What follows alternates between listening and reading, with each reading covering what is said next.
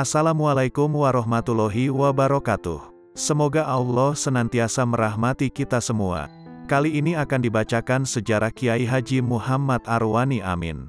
Kisah yang akan dibacakan ini dimuat di situs arwaniyah.com dan talimulqur'analasror.blogspot.com. Kiai Haji Muhammad Arwani Amin Said lahir pada hari Selasa Kliwon pukul 11 siang tanggal 15 Rajab 1323 Hijriah bertepatan dengan tanggal 5 September tahun 1905 Masehi di Desa Madureksan, Kampung Kerjasan, Kota Kudus, Jawa Tengah. Beliau merupakan putra dari pasangan Haji Amin Said dan Hajah Wanifah.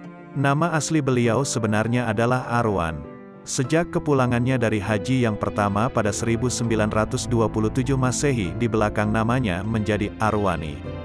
Sementara Amin bukanlah nama gelar yang berarti orang yang bisa dipercaya, tetapi nama depan ayahnya, Amin Said. Kiai Haji Arwani Amin adalah putra kedua dari 12 bersaudara. Saudara-saudara beliau secara berurutan adalah Muzainah, Arwani Amin, Farhan, Solihah, Haji Abdul Muksid, Hafiz, Ahmad Dain, Ahmad Malih, Ianah, Nimah, Muflihah, dan Ulia.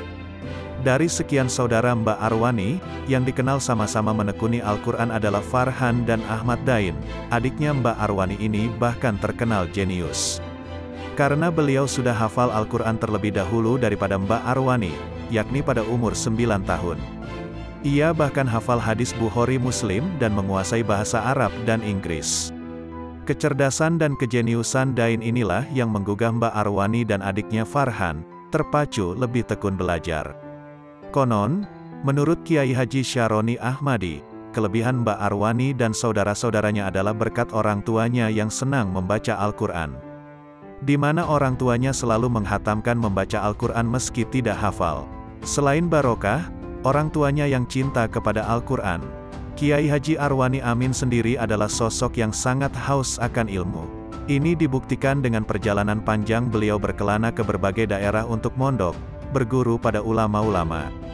Semasa hidupnya beliau juga mengajarkan tarikat Naksabandiyah Kholidiyah yang pusat kegiatannya bertempat di Masjid Kuanaran. Beliau memilih tempat ini karena suasana di sekeliling cukup sepi dan sejuk. Di samping itu tempatnya dekat perumahan dan sungai Gelis yang jernih airnya untuk membantu penyediaan air untuk para kholwat. Arwani kecil memulai pendidikannya di Madrasah Muawanatul Muslimin, Kenepan, sebelah utara Menara Kudus. Beliau masuk di madrasah ini sewaktu berumur 7 tahun. Madrasah ini merupakan madrasah tertua yang ada di Kudus yang didirikan oleh Syarikat Islam, SI, pada tahun 1912 Masehi. Salah satu pimpinan madrasah ini di awal-awal didirikannya adalah Kiai Haji Abdullah Sajat. Setelah semakin beranjak dewasa, akhirnya memutuskan untuk meneruskan ilmu agama Islam ke berbagai pesantren di Tanah Jawa, seperti Solo, Jombang, Yogyakarta, dan sebagainya. Dari perjalanannya berkelana dari satu pesantren ke pesantren itu, telah mempertemukannya dengan banyak kiai yang akhirnya menjadi gurunya, masyaikh. Adapun sebagian guru yang mendidik Kiai Haji Muhammad Arwani Amin diantaranya adalah Kiai Haji Abdullah Sajat Kudus, Kiai Haji Imam Haramain Kudus, Kiai Haji Ridwan Asnawi Kudus, Kiai Haji Hashim Asyari Jombang, Kiai Haji Muhammad Mansur Solo, Kiai Haji Muhammad Munawir Yogyakarta, dan lain-lain. Selama mencari ilmu, baik di Kudus maupun di berbagai pondok pesantren yang disinggahinya, Kiai Haji Muhammad Arwani Amin dikenal sebagai pribadi yang santun dan cerdas karena kecerdasannya dan sopan santunnya yang halus itulah, maka banyak kiainya yang terpikat.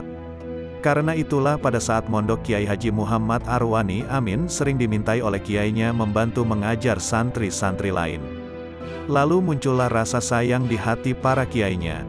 Beliau dikaruniai kecerdasan dan minat yang kuat dalam menuntut ilmu. Pada masa remajanya dihabiskan untuk menuntut ilmu mengembara dari pesantren ke pesantren. Tidak kurang dari 39 tahun hidup beliau dihabiskan untuk menuntut ilmu dari kota ke kota yang dimulai dari kotanya sendiri yaitu Kudus. Kemudian dilanjutkan ke pesantren Jamsaren Solo, Tebuireng Jombang, pesantren Al-Munawir Krapyak Yogyakarta dan diakhiri di pesantren Popongan Klaten. Semua putra-putri Haji Amin Said tidak ada yang memasuki jalur pendidikan formal umum. Hal ini disebabkan antara lain karena pada waktu itu tidak mudah untuk bisa memasuki jalur pendidikan tersebut, kecuali dari kalangan tertentu saja. Sejak kecil sampai dewasa mereka belajar dari beberapa pondok dan kiai yang ada di Kudus, kecuali Arwani, Farhan dan Ahmad Dain yang kemudian pergi mesantren keluar kota Kudus. Di samping belajar mengaji Al-Quran dan beberapa kitab pada kiai, mereka juga belajar di Madrasah Muawanatul Muslimin di Kenepan, kurang lebih 100 meter sebelah utara Masjid Menara Kudus. Dua di antara guru mereka adalah Kiai Haji Imam Haramain, kakek mereka sendiri, dan Kiai Haji Abdullah Sajat, yang kemudian menjadi kakek mertua Arwani. Mendirikan pesantren. Beliau mengajarkan Al-Quran pertama kali sekitar tahun 1942 Hijriah di Masjid Kenepan Kudus, yaitu setamat beliau nyantri dari pesantren Al-Munawir Krapyak Yogyakarta. Pada periode ini, santri-santri beliau kebanyakan berasal dari luar kota Kudus. Seiring berjalannya waktu sedikit demi sedikit santri beliau semakin bertambah banyak dan bukan hanya dari Kudus dan sekitarnya, tapi ada yang berasal dari luar provinsi bahkan luar Pulau Jawa. Kemudian beliau membangun sebuah pondok pesantren yang diberi nama Quran Kudus Yanbuul Quran yang berarti sumber Al-Quran. Pondok pesantren ini didirikan pada tahun 1393 Hijriah, 1979 Masehi. Ribuan murid telah lahir dari pondok yang dirintis Kiai Haji Muhammad Arwani Amin tersebut. Banyak dari mereka yang menjadi ulama dan tokoh. Sebut saja di antara murid-murid Kiai Haji Muhammad Arwani Amin yang menjadi ulama, sebagai berikut. 1. Kiai Haji Abdullah Salam, Kajen Pati. 2. Kiai Haji Syaroni Ahmadi, Kudus. 3. Kiai Haji Muhammad Hisham Hayat, Kudus. 4. Kiai Haji Nawawi Abdul Aziz, Bantul. 5. Kiai Haji Muhammad Marwan, Meranggen Demak. 6. Kiai Haji Muhammad Mansur, Kudus. 7. Kiai Haji Abdul Wahab, Benda Bumiayu. 8. Kiai Haji Muharor Ali, Blora. 9. Kiai Haji Najib Abdul Qadir. 10. Kiai Haji Ahmad Hafiz, Mojokerto.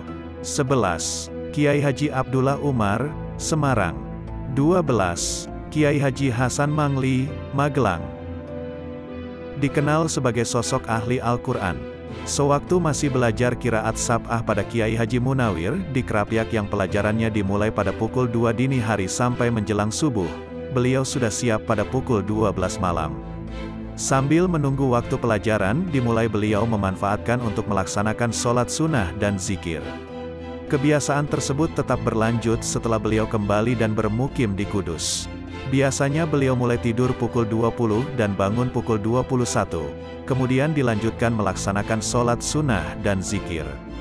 Apabila sudah lelah kemudian tidur lagi kira-kira selama 1-2 jam kemudian bangun lagi untuk melaksanakan sholat dan zikir, begitu setiap malamnya sehingga bila dikalkulasi beliau hanya tidur 2-3 jam setiap malamnya. Kiai Haji Muhammad Arwani Amin Said dikenal oleh masyarakat di sekitarnya sebagai seorang ulama yang memiliki kelebihan yang luar biasa. Banyak yang mengatakan bahwa beliau adalah seorang wali. Beberapa santrinya mengatakan bahwa Kiai Haji Arwani Amin memiliki indera keenam dan mengetahui apa yang akan terjadi dan melihat apa yang tidak terlihat. Konon, menurut Kiai Haji Syaroni Ahmadi, kelebihan Mbak Arwani dan saudara-saudaranya adalah berkat orang tuanya yang senang membaca Al-Quran. Di mana orang tuanya selalu menghatamkan membaca Al-Quran meski tidak hafal. Selama menjadi santri, Mbak Arwani selalu disenangi para kiai dan teman-temannya karena kecerdasan dan kesopanannya. Bahkan, karena itu, Kiai Haji Hashim Asy'ari sempat menawari akan dijadikan menantu. Namun Mbak Arwani memohon izin kepada Kiai Haji Hashim Asy'ari bermusyawarah dengan orang tuanya. Dengan sangat menyesal, orang tuanya tidak bisa menerima tawaran Kiai Haji Hashim Asy'ari, karena kakek Mbak Arwani, Kiai Haji Haramain, pernah berpesan agar ayahnya berbesanan dengan orang di sekitar Kudus saja. Akhirnya, Mbak Arwani menikah dengan ibunya Inakiyul Hot pada 1935 Masehi. Bu Naki adalah putri dari Haji Abdul Hamid bin Kiai Haji Abdullah Sajat, yang sebenarnya masih ada hubungan keluarga dengan Mbah Arwani sendiri. Kiai Haji Muhammad Arwani Amin dikenal sebagai seorang ulama yang sangat tekun dalam beribadah. Dalam melaksanakan sholat wajib beliau selalu tepat waktu dan senantiasa berjamaah meskipun dalam keadaan sakit. Kebiasaan tersebut sudah beliau jalani sejak berada di pesantren. Arwani hidup dalam lingkungan masyarakat santri yang sangat ketat dalam menghayati dan mengamalkan ajaran agama Islam. Sejak masih anak-anak, Arwani sudah tampak sebagai anak yang patuh terhadap orang tua dan taat melaksanakan ibadah. Perasaannya halus, baktinya terhadap orang tua sangat tinggi.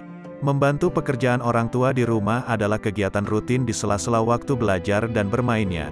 Jika dipresentasikan, porsi untuk membantu orang tua dan belajar jauh lebih banyak ketimbang porsi waktu untuk bermain. Perasaan halus yang terdapat pada dirinya, membuat ia tidak pernah mampu merasa tega untuk membiarkan begitu saja apabila ada seseorang yang membutuhkan pertolongannya.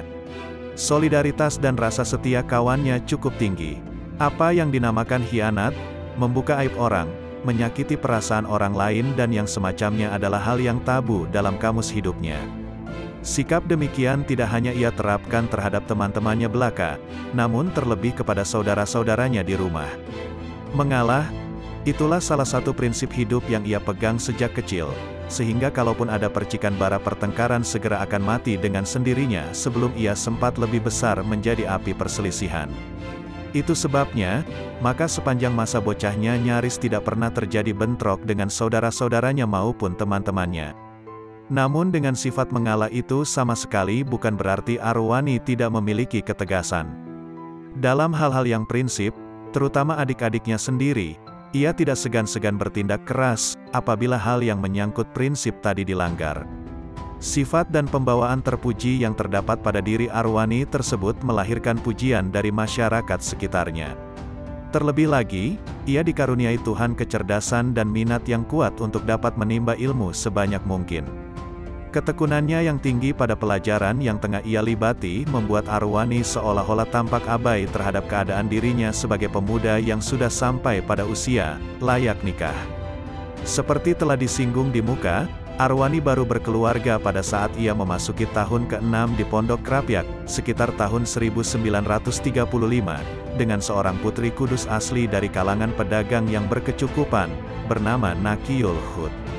Perkawinannya ini terjadi atas prakarsa dan sekaligus berdasarkan pilihan orang tua, yang tentu saja disetujui baik oleh Arwani. Sebagai sumber kehidupan, ia mulai membuka usaha kecil-kecilan dalam bentuk warung dan perusahaan minuman merek Pisang Raja. Di warungnya tersebut tersedia kebutuhan pokok sehari-hari seperti beras, kopi, gula, susu dan lain-lain. Selain itu ia juga dagang kitab-kitab sekaligus turut mengelola toko kitab, Mubarokatan Toyibatan, milik mertuanya. Hasil dari usaha itu ia gunakan untuk memenuhi kebutuhan harian dan selebihnya ditabung. Uang tabungan ini kemudian untuk membeli sebidang tanah yang terletak sekitar 250 meter sebelah utara Masjid Menara, tepatnya di kampung kelurahan Desa Kajeksan. Di atas tanah itulah lalu dibangun sebuah rumah dan pada tahun 1962, ia bersama keluarga mulai menempati rumah baru tersebut sampai sekarang. Pada tahun 1930, untuk pertama kalinya Arwani menunaikan ibadah haji ke Tanah Suci bersama ibundanya Hajah Wanifah.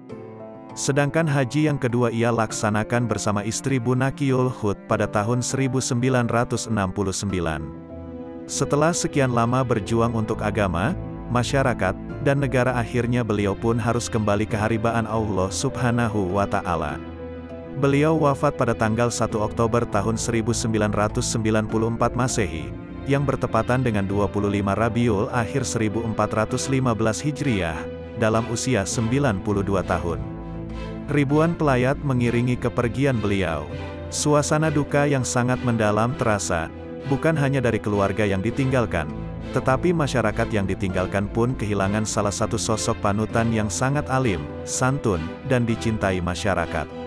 Kiai Haji Muhammad Arwani Amin dimakamkan di Kompleks Pondok Hufat Yanbuul Quran, sekarang Pondok Tahfiz Yanbuul Quran. Sebagaimana kata pepatah, gajah mati meninggalkan gading, manusia mati meninggalkan nama. Namun Kiai Haji Muhammad Arwani Amin tidak sekedar meninggalkan nama belaka, tetapi meninggalkan kenangan, karya, dan umat yang tetap mengharumkan namanya sampai sekarang. Di dunia pesantren, nama Kiai Haji Muhammad Arwani Amin sangatlah dihormati. Bukan sekedar karena beliau adalah seorang ulama besar keturunan pahlawan nasional, yaitu Pangeran Diponegoro yang sangat dikenal, tetapi kedalaman ilmu, sikap tawadu, dan suka menghormati sesama inilah yang menjadikan Kiai Haji Muhammad Arwani Amin kian melekat di hati masyarakat, dengan keharuman namanya dan berbagai pujian dan sanjungan penuh rasa hormat dan takzim atas kealimannya. Berikut akan dibacakan beberapa kisah karomah beliau. Air putih berfungsi sebagai bahan bakar. Suatu hari, Mbah Arwani pergi keluar kota untuk menghadiri suatu acara bersama beberapa kiai dengan menggunakan mobil. Selepas menghadiri acara, rombongan Mbah Arwani pun pulang menuju Kudus. Baru sampai di daerah Rembang, tiba-tiba mobilnya mogok. Setelah diperiksa oleh sang sopir, ternyata bahan bakar mobilnya habis. Sang sopir dan beberapa anggota rombongan bingung, karena pada waktu itu sangat jarang keberadaan SPBU atau yang menjual BBM eceran di pinggir jalan. Di saat sopir dan para kiai kebingungan, tiba-tiba Mbak Arwani memberi air putih kemasan dan dawuh, "Coba tuangkan pakai air putih ini." Tanpa ragu, sang sopir pun mengiyakan dawuh Mbah Arwani tersebut.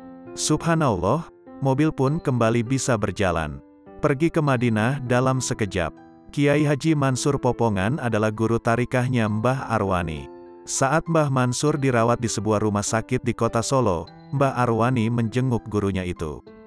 Di sela-sela obrolan guru dan muridnya tersebut, tiba-tiba Mbah Mansur minta sesuatu kepada Mbah Arwani. "Mbah Arwani, saya ingin sekali makan kurma hijau. Apa sampeyan bisa mencarikan untukku?" Dengan bergegas Mbah Arwani pun menyanggupi permintaan gurunya itu. Dalam sekejap, setelah Mbah Arwani keluar dari kamar tempat gurunya dirawat, Mbah Arwani langsung tiba di kota Madinah Al-Munawwarah. Setelah sampai di Madinah, Mbah Arwani pun langsung mencari kurma hijau di sebuah pasar kota Madinah. Sehabis membeli kurma hijau, Mbah Arwani tidak ingin menyia-nyiakan waktunya untuk ziarah ke makam Rasulullah Shallallahu Alaihi Wasallam dan salat di Masjid Nabawi. Namun, baru beberapa rakaat salat selesai didirikan, Mbah Arwani melihat gurunya sudah berada di belakangnya. Betapa kaget Mbah Arwani karena sudah disusul oleh gurunya itu. Gurunya pun dawuh, "Selesai salat langsung pulang ya?" Mbah Arwani pun menjawab, "Enggeh, Mbah Yai. Rokok tak pernah habis." Suatu waktu, ada seorang tamu yang sowan kepada Mbah Arwani. Tidak berselang lama, si tamu diberi jamuan dan sebungkus rokok. Setelah mendengar nasihat-nasihat dari Mbah Arwani, si tamu pun mohon pamit untuk pulang. Tetapi sebelum pulang, Mbah Arwani bilang, "Bawa saja rokoknya, tapi jangan dihitung berapa isinya." Si tamu pun mengangguk, "Enggeh Mbah Yai." Tak terasa, si tamu merasa heran, kenapa sudah 1 minggu rokok yang dikasih Mbah Arwani itu tidak habis-habis, padahal dalam sehari ia bisa menghabiskan kurang lebih 6 batang rokok. Karena penasaran, ia pun membuka bungkus rokok yang dikasih Mbah Arwani tersebut, ternyata isinya tinggal 1 batang. Ia pun merasa bersalah karena tidak mematuhi pesan Mbah Arwani agar tidak membuka bungkusnya. Ia pun berpikir jika dalam sehari ia bisa menghabiskan 6 batang rokok, berarti isi rokok yang ada di bungkus itu kurang lebih 42 batang. Padahal pada waktu itu, umumnya 1 bungkus rokok berisi 12 batang. Terhindar dari kecelakaan bus, Kiai Mansur Maskan adalah santri kinasih sekaligus anak angkatnya Mbah Arwani. Setiap kali Mbah Arwani mendapat undangan semaan Al-Quran, Kiai Mansur sering diajak untuk menyimaknya. Suatu hari, Kiai Mansur diajak gurunya untuk menghadiri undangan semaan Al-Quran di luar kota. Karena jaraknya jauh, Mbah Arwani pun memutuskan untuk naik bus. Lama sekali Kiai Mansur dan gurunya menunggu datangnya bus. Tak berselang lama, ada bus yang kondisinya baik dan mulus lewat di depan mereka. Saat Kiai Mansur akan menghentikan bus tersebut, tiba-tiba Mbah Arwani melarangnya, "Jangan bus ini, tapi bus berikutnya saja." Kiai Mansur pun hanya mengiyakan dawuh gurunya itu. Kemudian datanglah bus yang kondisinya tidak baik dan kurang mulus di depan mereka. Kiai Mansur pun menghentikan bus tersebut atas perintah gurunya itu. Dalam perjalanan, Kiai Mansur melihat sebuah peristiwa kecelakaan. ternyata yang kecelakaan adalah bus yang tadi hampir dinaiki dirinya dan gurunya itu. Dalam hati, Kiai Mansur berujar, ternyata Mbah Yai Arwani melihat kejadian sebelum kejadian itu terjadi. Membayat ruh-ruh yang suci. Kiai Haji Abdullah Sa'ad Ahmadi berkisah dalam bukunya yang berjudul Tahu Menceng. Kisah ini bersumber dari Kiai Haji Ma'ruf Irsyad. Kiai Haji Ma'ruf Irsyad bercerita, suatu hari Kiai Haji Hamid Kajoran, Magelang, hendak berziarah ke makam Kiai Haji Arwani Amin Kudus. Saat itu, beliau sudah tiba di komplek Pondok Tahfidz Yanbu'ul Quran Kudus. Namun, tiba-tiba beliau berhenti di depan Masjid Busro Latif, tepatnya di sebelah selatan dalam Kiai Haji Muhammad Ulil Albab Arwani, dan beliau mengajak para santri yang mendampingi untuk pulang. Kiai Haji Hamid Kajoran memutuskan untuk membatalkan rencana semula, yaitu berziarah ke makam Kiai Haji Arwani Amin. Tentu saja para santri kaget. Bukankah Kiai Haji Hamid Kajoran telah sampai di Pondok Tahfidz Yanbu'ul Quran, komplek makam Kiai Haji Arwani Amin? Kemudian, salah seorang santri bertanya kepada beliau, "Wonten napa Mbah Yai?" "Ada apa Mbah Kiai?" Kiai Haji Hamid Kajoran menjawab, "Apa kowe orang ngerti? Apa kamu tidak tahu?" Santri beliau kebingungan, "Ngertos punapa, Mbah Yai? Tahu tentang apa, Mbah Kiai?" Beliau kembali menjawab, "Saiki, Mbah Arwani lagi ngeneke bayat marang arwah-arwah mukodasa neng alam kubur. Aku kuwatir yen aku moro neng makam, tekaku ganggu Mbah Arwani. Sekarang, Mbah Arwani sedang mengadakan pembayatan kepada arwah-arwah suci di alam kuburnya. Aku khawatir jika aku ke makam, kedatanganku mengganggu Mbah Arwani." Kemudian beliau memerintahkan, "Balik, balik, pulang." Para santri pun dengan takzim mengikuti beliau.